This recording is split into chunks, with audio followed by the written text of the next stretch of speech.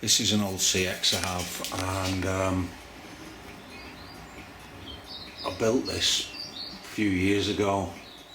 I'm just doing a little video on it because I've not put anything on my channel for a while. It's such a sweet bike, this. It's a 1979 CX500, and if you're a CX buff, you'll know that that tank is a custom tank because the bike was a custom version from the States. I've probably had the bike 10-12 years, longer than that, something like that.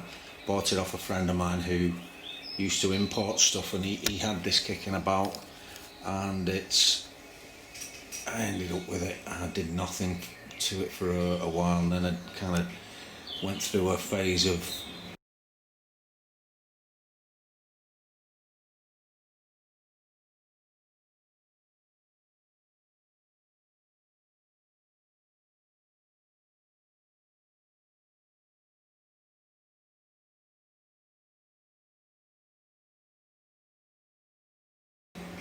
different versions of it, and the different versions they were never really satisfying me. I couldn't figure out what I wanted, and this is what I built in the end after looking at something on the internet and finally realizing what kind of look I wanted. So for there's going to be some perfectionists out there say it's not necessarily a bobber or a scrambler, but it's a motorbike I've built anyway. And the front end is actually a KZ 650 front end that I grafted on. You can see the difference in the wheels. Not a lot of people notice. 5 spokes on the back and multi-spoked on the front.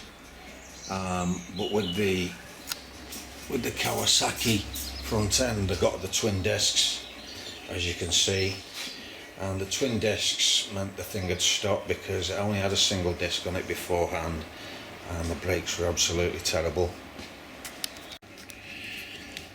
So I've done quite a bit of work on this thing, chopped the back end off. I've done a video about this, but I just thought I'd, like I say, do a little bit of a refresh on it.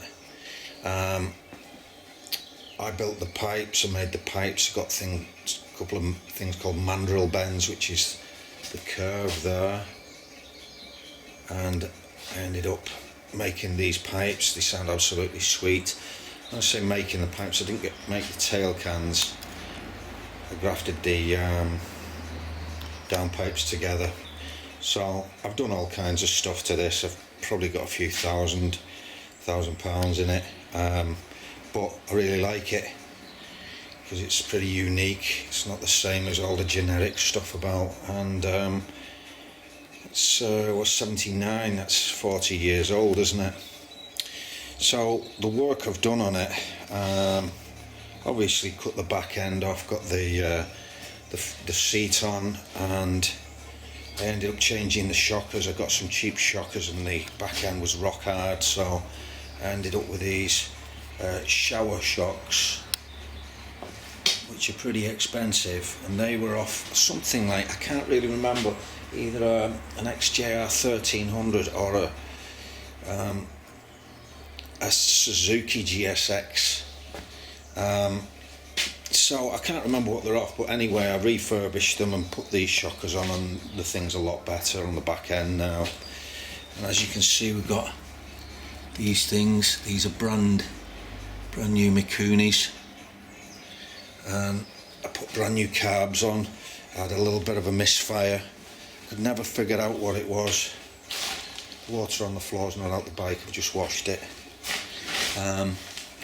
So we ended up with 2 new Mikuni carbs on, and the aftermarket stuff. It's also got these valve covers were off a friend of mine.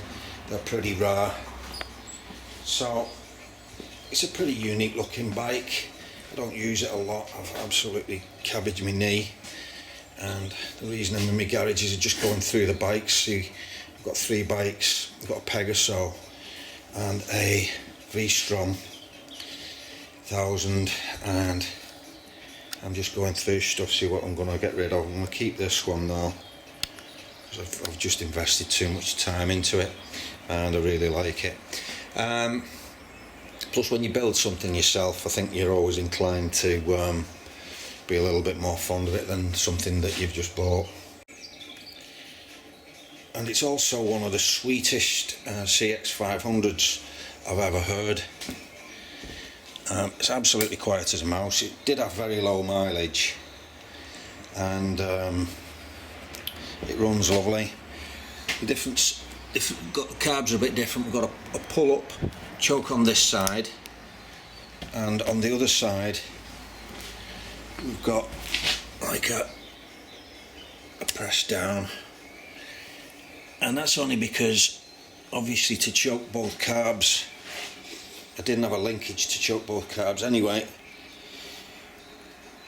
I'll fire it up and you can hear what it sounds like. It sounds sweet.